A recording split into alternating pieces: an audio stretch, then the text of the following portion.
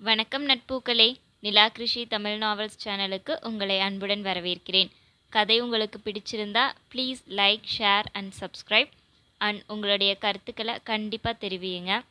Subscribe பண்ணாதவங்க please உடனே subscribe பண்ணுங்கள். அப்போ தான் என்னுடைய அடுத்தடுத்த கதைகளினுடைய இன்ஃபர்மேஷன் உடனுக்குடன் உங்களை வந்து சேரும். தோழியா என் காதலியா அத்தியாயம் 10. தியா, இட்ஸ் ஆல்ரெடி கெட்டிங் லேட். கிளம்பிட்டியா இல்லையா? ஆராதியாவின் அரைக்கதவை பார்த்து கத்திய அபிருத்ரன் அழகாயிருந்தான். கருப்பு நிற ஷர்ட், வெள்ளை நிற கோட் அவனுக்கு வெகு பாந்தமாய் பொருந்தியிருந்தது. டீப்பாயின் மேல் இருந்த கடிகாரத்தை எடுத்து அணிந்தவன் முன்னுச்சி முடியை கோதி சரி செய்து கொண்டான். அன்று அவனது நண்பனான விஜயின் பிறந்த நாள். விஜயின் குடும்பம் கனடாவிலேயே வந்து செட்டிலான தமிழ் குடும்பம். அவனது பிறந்த நாளை ஒவ்வொரு வருடமும் சிறப்பாக கொண்டாடுவர். அந்த பார்ட்டிக்குத்தான் இருவரும் கிளம்பி கொண்டிருந்தனர். ஏய், அப்படி உள்ள என்ன தாண்டி பண்ணுவ? சீக்கிரம் வா. தயாராகி அரை மணி நேரமாக அவளுக்காக காத்து கொண்டிருந்தவன் கோபத்துடன் கத்தினான். இதோ 5 மினிட்ஸ்டா, வந்துட்டேன். உள்ளிருந்து குரல் மட்டும்தான் வந்தது. எவ்வளவு மேக்கப் போட்டாலும் இருக்கிற முகம்தான் இருக்கும். சீக்கிரம் வந்து தொலைடி தீனி மூட்டை. அவளை திட்டிக்கொண்டே திரும்பியவன் பிரமித்து போய் நின்று விட்டான். அவ்வளவுதான், தியா இஸ் ரெடி. புடவையின் முன் கொசுவத்தை சரி செய்தபடி வந்து நின்றவர் பேரழகுடன் மிளர்ந்தாள். பாலாடை நிற புடவையில் ஆங்காங்கு வெள்ளை நிற கற்கள் பதிக்கப்பட்டிருந்தது. அதை சிங்கிள் ஃப்ளீட் விட்டு அந்த புடவைக்கு தோதாக மிக எளிமையான வைர பெண்டன்ட் ஒன்றை அணிந்திருந்தாள். மயில் தோகை போல் விரிந்திருந்த கூந்தல், நெற்றியில் சின்னதாய் ஒரு வெள்ளைக்கல் பொட்டு. அவ்வளவுதான். அபிருத்ரன் அடியோடு அவளிடம் விழுந்து விட்டான். இனி சாய்த்தாளே, உயிர் தேய்த்தாளே, இனி வாழ்வேனோ இனிதாக, தடுமாறாமல் தரை மோதாமல், இனி வீழ்வேனோ முழுதாக. பின்னணியில் ஓடிக்கொண்டிருந்த டிவியிலிருந்து பாடல் ஒலிக்க அந்த 6 அடி ஆண்மகன் முழுதாக தடுமாறி போனான். அபி, போகலாமா? அவள் வினவ, அவனோ விழியகல இமைக்காமல் அவளையே பார்த்து கொண்டு நின்றிருந்தான்.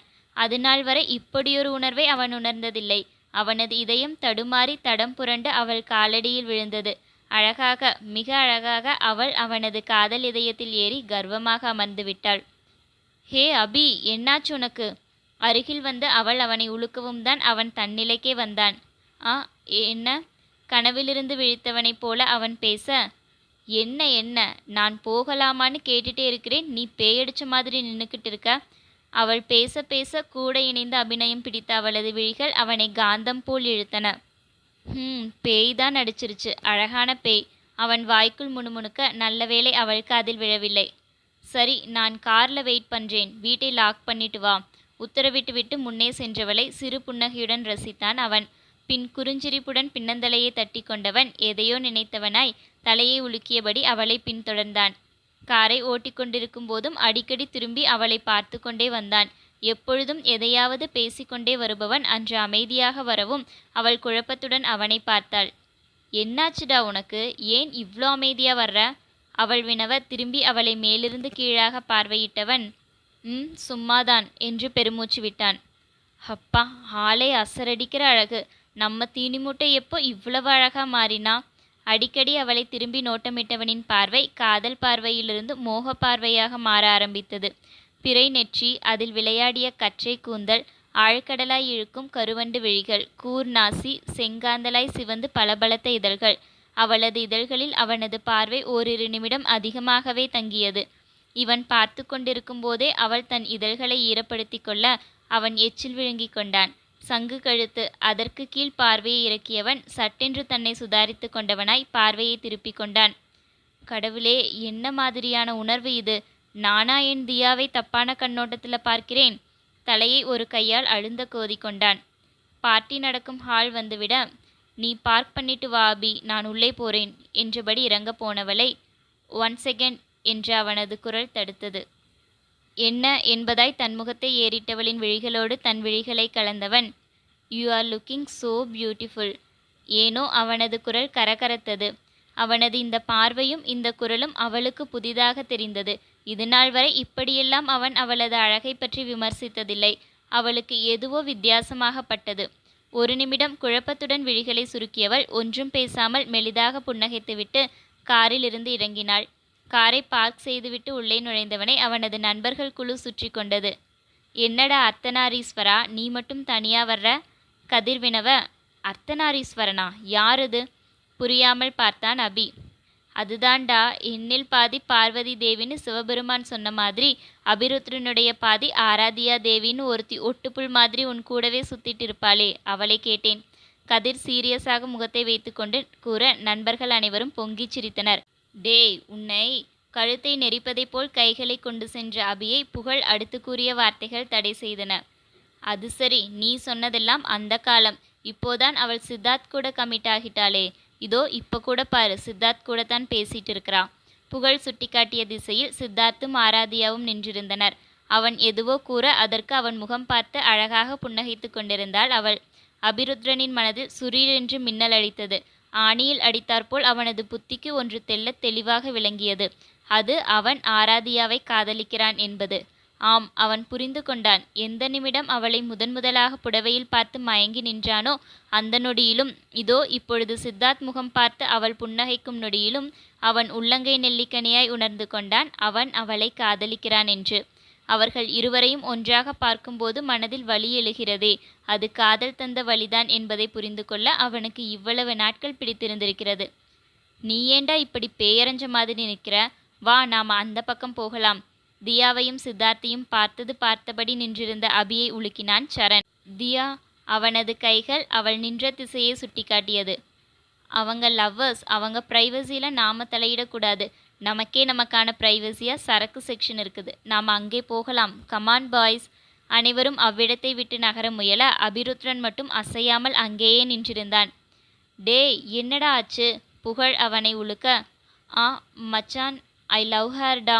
தன் காதலை உணர்ந்து கொண்ட சந்தோஷத்தில் அவனுக்கு அதற்கு மேல் வார்த்தைகளே வரவில்லை. காதலிக்கிறையா? யாரை காதலிக்கிற? நண்பர்கள் அனைவரும் ஒருவர் முகத்தை ஒருவர் பார்த்து கொண்டனர். அதுதான்டா தியா, என்னுடைய தீடி மூட்டை. Yes, I love her. நான் அவளை காதலிக்கிறேன். பேசும் வார்த்தைகளுக்கு கூட வலிக்காமல் மென்மையாக கூறியவனின் முகத்தில் அப்படியொரு காதல் நிறைந்திருந்தது. இது எப்போதிலிருந்து? அவள் என் விரல் பிடிச்சு நடக்க கற்றுக்கிட்ட வயசிலிருந்தே நான் அவளை காதலிக்க ஆரம்பிச்சிருக்கிறேன். எனக்குத்தான் அது தெரியாம போச்சு. அதனால தான் சித்தார்த் அவளை காதலிக்கிறேன்னு சொன்னபோது எனக்கு அவ்வளவு கோபம் வந்திருக்கு. நீங்கெல்லாம் சொன்னபோது கூட என்னுடைய காதலை உணராம பைத்தியக்காரன் மாதிரி எங்களுக்குள்ள இருக்கிறது நட்புன்னு உளறிக்கிட்டு இருந்திருக்கிறேன். ஆனால் அபி, இட்ஸ் டூ லேட். தியாவும் சித்தார்த்தும் ஒருத்தரையொருத்தர் காதலிக்கிறாங்கடா. இல்லை, தியா நிச்சயமா சித்தார்த்தை காதலிக்கல. எனக்கு தெரியும். அவளுக்கு அவனை பிடிச்சிருக்கு, அவ்வளவுதான். இப்படி கூறுபவனிடம் என்ன பேசுவதென்று தெரியாமல் நண்பர்கள் அமைதி காத்தனர். எனக்கு என் தியா வேணும்டா. நான் அவளை யாருக்காகவும் விட்டுத்தர தயாரா இல்லை. அவன் உறுதியுடன் நிமிரும்போது மைக்கில் அந்த அறிவிப்பு எழுந்தது. Hi guys, welcome to the party. இப்போ இங்கே பாடல் ஒளிபரப்பப்படும். டான்ஸ் ஆட விரும்புகிற ஜோடிகள் டான்ஸ் ஆடலாம். கலந்து கொண்ட அனைவருமே தமிழர்கள் என்பதால் மொழிக்கு எந்த ஒரு பிரச்சனையும் இல்லை. Diya, shall we dance?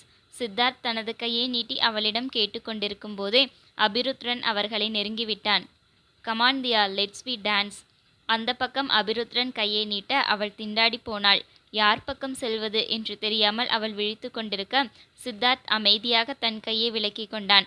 அவளை பார்த்து மென்மையாக புன்னகைக்கவும் செய்தான். அவளுக்கு அப்பொழுதுதான் நிம்மதி பெருமூச்சே வந்தது. ஏனென்று தெரியவில்லை. சித்தார்த் முன்னிலையில் அபிருத்ரனை விட்டு கொடுத்துவிட்டு சித்தார்த்துடன் நடனமாட அவள் மனம் இடம் கொடுக்கவில்லை. தானாகவே புரிந்து கொண்டு சித்தார்த் விலகியது அவளுக்கு நிம்மதியாக இருந்தது. பாடல் ஒளிபரப்பாகியது. கரம் கோர்த்து இருவரும் நடனமாட ஆரம்பித்தனர். வாராயோ வாராயோ காதல் கொள்ள, பூவோடு பேசாத காற்றே இல்ல, ஏன் இந்த காதலோ நேற்று இல்ல, நீயே சொல் மனமே. அவனது மனநிலையை உணர்த்துவது போல் பாடல் ஒலிக்க அவளது கரங்களுடன் தன் கரங்களை பிணைத்தவனின் விழிகள் இமைக்காமல் அவள் கண்களையே நோக்கின. வாராயோ வாராயோ மோனலிசா, பேசாமல் பேசுதே கண்கள் லேசா, நாள்தோறும் நான் உந்தன் காதல் தாசா, என்னோடு வாதினமே. இந்த பார்வை, அவனது உயிரை உருக்கும் அந்த பார்வை அவள் இதயத்தை ஏதோ செய்தது. இது நாள் வரை அவளை அவன் பார்த்திராத காதல் பார்வையை அவன் அவளை நோக்கி வீச பாவையவள் ஸ்தம்பித்து போனாள். பூவே பூவே நீ போதை கொள்ளும் பாடம், மனம் காற்றைப் போல ஓடும், உனை காதல் கண்கள் தேடும். வெகு அருகாமையில் தெரிந்த அவளது முகம் அவனுக்கு மயக்கத்தை தந்தது. அவனது கரங்கள் உரிமையுடன் அவளது இடையை தழுவி தன்னுடன் இருக்கின. அத்தோடு நில்லாமல் அவனது உதடுகள் அவளது கழுத்து வளைவை தேடி தஞ்சமடைந்தன. ஆராதியாவின் இதயம் பந்தய குதிரையை விட வேகமாக துடிக்க ஆரம்பித்தது. இதற்கு முன்னாலும் எத்தனையோ முறை இருவரும் இணைந்து நடனமாடியிருக்கிறார்கள்தான். ஆனால் அப்பொழுதெல்லாம் இந்த பார்வையும் இந்த தொடுகையும் அவனோடு இல்லையே. ஓலை இலை இலை இலை காதல் இலை, செய் செய் செய் செய் காலை மாலை, உன் சிலை அழகை விழிகளால் நான் வியந்தேன், இவனுடன் சேர்ந்தாடு சின்றெல்லா. அவனை விட்டு விலக முயன்றவளின் கரம் பற்றி இழுத்து சுழன்று ஆடினான் அவன். வெகு உரிமையுடன் பதிந்த கரங்களும் காதல் போதையுடன் அவளை நோக்கிய கண்களும் அவளுக்கு வேறு ஏதோ செய்தியை உணர்த்தின. அபி, வாட்ஸ் ஹேப்பனிங்? யாருக்கும் கேட்காமல் கிசுகிசுப்பாக வினவியவளின் குரல் அவனுக்கு மேலும் போதையூட்டியது.